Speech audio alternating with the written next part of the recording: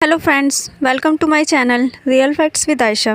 दोस्तों, आज हम बात करेंगे हिजबुल्लाह संगठन के बारे में, जिस पर जर्मनी ने पिछले गुरुवार यानी 30 मई को पूरी तरह से प्रतिबंध लगा दिया। यूरोपीय संघ के ज़्यादातर देशों की तरह जर्मनी ने भी अभी तक केवल इस संगठन की सैन्य गतिविधियों पर ही रोक लगा रखी थी। तमाम दबावों के बावजूद हिजबुल्लाह राजनीतिक रूप से जर्मनी में अभी भी सक्रिय था और उसे धन जमा करने का मुख्य केंद्र बनाए हुए था। अमेरिका लगातार जर्मनी से इस बात की मांग कर रहा था कि वह हिजबुल्लाह को पूरी तरह आतंकी संगठन घोषित करे, लेकिन जर्मनी इसका अब तक अपने ढंग से विरोध करता रहा। लेकिन अब लास्ट में आकर जर्मनी ने भी हिजबुल्लाह पर पूरी तरह प्रतिबंध लगा दिया। तो दोस्तों, आगे बढ़ने से पहले जान लेते हैं कि हिजबुल्लाह क्या है। हिजबुल्लाह शिया मुसलमानों द्वारा समर्थित लेबनान का एक संगठन है, जिसका प्रभाव मूलतः उसके दक्षिणी इलाकों में हुआ करता था, लेकिन अब वह फैलकर लगभग पूरे देश में दिखता है। एक सीमित इलाके में अपना प्रभुत्व जमाने के बाद ईरान द्वारा समर्थित यह संगठन अपना प्रभाव अब आसपास के तमाम देशों में भी जमा चुका है।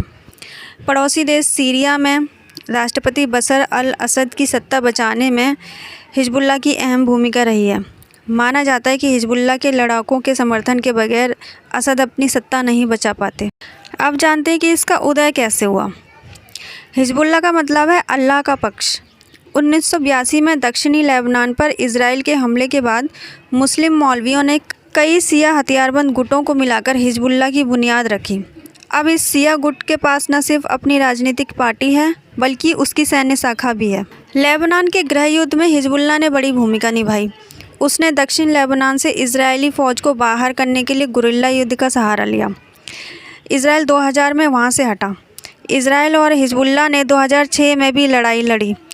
लेबनान की रक्षा के लिए इजराइल के खिलाफ खड़े होने की वजह से उसे समाज में भरपूर समर्थन मिलता रहा है। अपने गठन के बाद से ही हिजबुल्लाह को ईरान और सीरिया की तरफ से सैन्य, वित्तीय और राजनीतिक समर्थन मिलता रहा है। यही देश हैं जो हिजबुल्लाह को सभी गतिविधियों के लिए फंडिंग करते हैं। आज हिजबुल्लाह की सैन्य शाखा लेबनान की सेना से कहीं ज़्यादा ताकतवर है और उसे क्षेत्र का एक बड़ा अर्धसैनिक बल माना जाता है। 1975 से 1990 तक चले लेबनान के गृह युद्ध के बाद हिजबुल्लाह ने राजनीति पर ध्यान केंद्रित किया।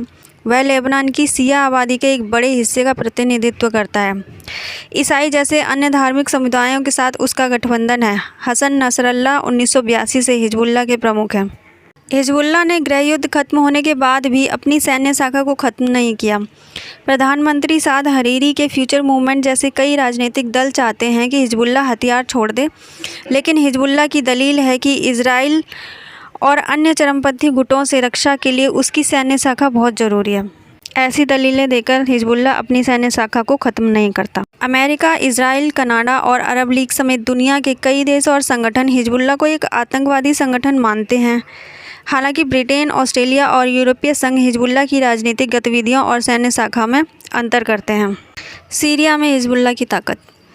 सीरिया के गृह युद्ध में हिजबुल्लाह राष्ट्रपति बशर अल असद का समर्थन कर रहा है। हिजबुल्लाह ने सीरिया से हथियारों की सप्लाई के रूट को सुरक्षित बनाया और असद के लिए चुनौती बन रहे सुन्नी चरमपंथी गुटों के खिलाफ लेबनान के आसपास एक बफर जोन भी बनाया।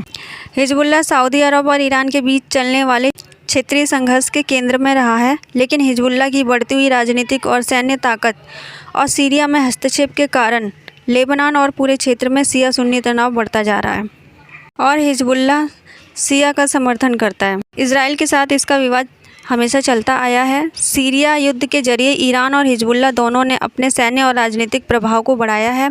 इजराइल इस बात को अपने लिए खतरा समझता है और इसलिए उसने सीरिया में ईरान और हिजबुल्लाह के ठिकानों पर हमले भी किए।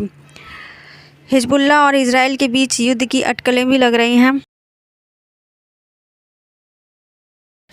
हिजबुल्लाह लेबनान से ईरान के समर्थन में इजराइल से युद्ध करेगा।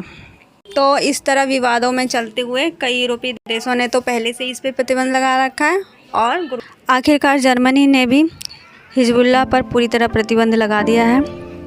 तो मिलते हैं दोस्तों अपनी नेक्स्ट वीडियो में। जब तक के लिए जय हिंद।